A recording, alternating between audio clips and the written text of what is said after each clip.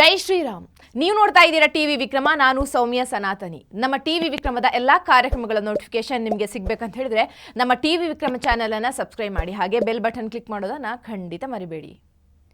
ವೀಕ್ಷಕರೇ, ಮಹಾರಾಷ್ಟ್ರ ಸಿಎಂ ಆಯ್ಕೆಯ ಹೈಡ್ರಾಮಾಗೆ ಕೊನೆಗೂ ತೆರೆ ಬಿದ್ದಿದೆ. ಹೀಗಂತ ಹೇಳೋದಕ್ಕೆ ಕಾರಣ ಲೇಟೆಸ್ಟ್ ಡೆವಲಪ್ಮೆಂಟ್. ಹಾಲಿ ಸಿಎಂ ಶಿವಸೇನೆಯ ಏಕನಾಥ್ ಸಂಭಾಜಿ ಶಿಂದೆ ಅವರು ಸಿಎಂ ರೇಸ್ನಿಂದ ಹಿಂದಕ್ಕೆ ಸರಿದಿದ್ದಾರೆ. ಪ್ರಧಾನಿ ಮೋದಿಜಿ ಏನು ಹೇಳ್ತಾರೆ ಆ ಮಾತಿಗೆ ನಾನು ಬದ್ಧ ಅಂತ ತಲೆಬಾಗಿ ಹೇಳಿದ್ದಾರೆ. ಅಷ್ಟೇ ಅಲ್ಲ, ಈ ಮಾತನ್ನ ಹೇಳಿದ ನಂತರ ಹೋಗಿ ರಾಜ್ಯಪಾಲರನ್ನ ಭೇಟಿ ಮಾಡಿ ತಮ್ಮ ಸಿಎಂ ಸ್ಥಾನಕ್ಕೆ ರಾಜೀನಾಮೆ ನೀಡಿ ಬಂದಿದ್ದಾರೆ.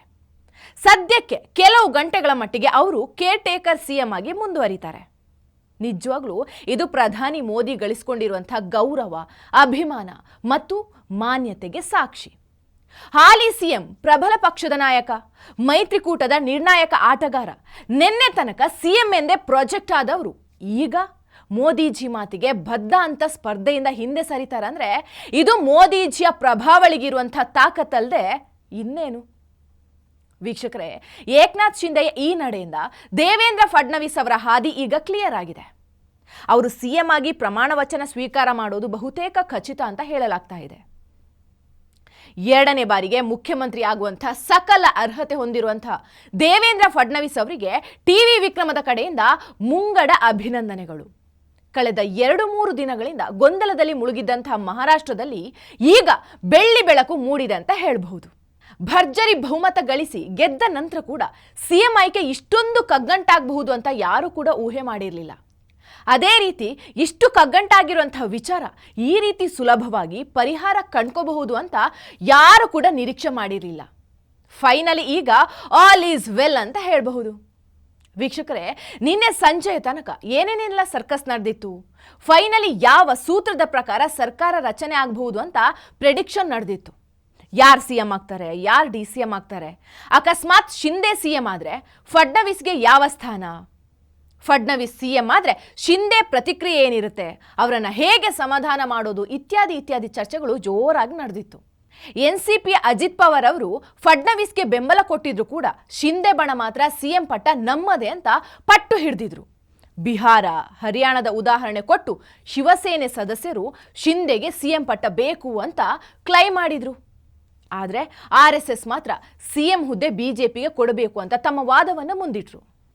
ಇದು ಇಲ್ಲೇ ತೀರ್ಮಾನ ಆಗಲ್ಲ ಅನ್ನೋ ಮಟ್ಟಕ್ಕೆ ಹೋದಾಗ ಅಮಿತ್ ಶಾ ಮತ್ತು ಮೋದಿಜಿ ಎಂಟ್ರಿ ಅನಿವಾರ್ಯ ಅನ್ನೋ ಸ್ಥಿತಿ ಬಂತು. ಹೈಕಮಾಂಡ್ ಏನು ನಿರ್ಧಾರ ತಗಬಹುದು ಅನ್ನೋ ಬಗ್ಗೆ ಕೂಡ ಚರ್ಚೆ ಶುರುವಾಯಿತು. ಇಲ್ಲಿ ಇದ್ದಂಥ ಆಪ್ಷನ್ ಏನು? ಏಕನಾಥ್ ಶಿಂದೆ ಅವರನ್ನೇ ಸಿಎಂ ಆಗಿ ಮರು ಆಯ್ಕೆ ಮಾಡಿದರೆ ಬಿಜೆಪಿಗೆ 132 ಸೀಟ್ ಗೆಲ್ಲಿಸಿಕೊಟ್ಟಿರುವಂಥ ದೇವೇಂದ್ರ ಫಡ್ನವೀಸ್ಗೆ ಅನ್ಯಾಯ ಮಾಡಿದ ಹಾಗೆ ಆಗುತ್ತೆ. ಅವರನ್ನು DCM ಸೀಟಲ್ಲಿ ಕೂರಿಸೋದು ಒಳ್ಳೆಯ ನಿರ್ಧಾರ ಅಲ್ಲ. ಸೊ ಅವರಿಗೆ ಬಿಜೆಪಿ ರಾಷ್ಟ್ರೀಯ ಅಧ್ಯಕ್ಷ ಪಟ್ಟ ಕೊಡಬಹುದಾ? ಈ ಚರ್ಚೆ ಕೂಡ ಪ್ರಾರಂಭ ಆಯಿತು. RSS ಮೂಲದ ಸಂಘಟನಾ ಚಾತುರ್ಯ ಇರುವಂಥ ಶುದ್ಧ ಚಾರಿತ್ರ್ಯದ ದೇವೇಂದ್ರ ಫಡ್ನವೀಸ್ಗೆ ವಯಸ್ಸು ಕೂಡ ಚಿಕ್ಕದು.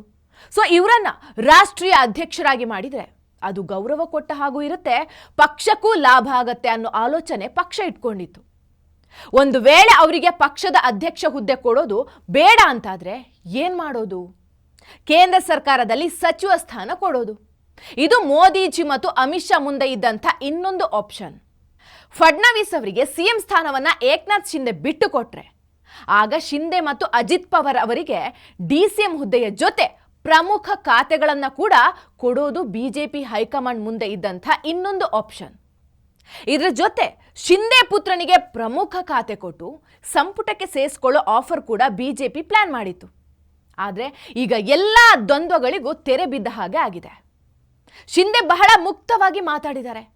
ಸರ್ಕಾರ ಬಲವಾಗಿರಬೇಕು, ಮೈತ್ರಿಯಲ್ಲಿ ಯಾವ ವೈಮನಸ್ಸೆ ಕೂಡ ಇರಬಾರ್ದು, ಏಕ್ ಹೇ ತೋ ಸೇಫ್ ಹೇ ಮಾತಿನ ಪ್ರಕಾರ ನಾವು ಜೊತೆ ಇರ್ತೀವಿ, ಮೋದಿಜಿ ಏನು ಹೇಳ್ತಾರೋ ಅದರ ಪ್ರಕಾರ ಮುಂದುವರಿತೀವಿ ಅನ್ನೋ ಮೂಲಕ ಶಿಂದೆ ಅವರು ಎಲ್ಲರ ಮನಗೆದ್ದಿದ್ದಾರೆ.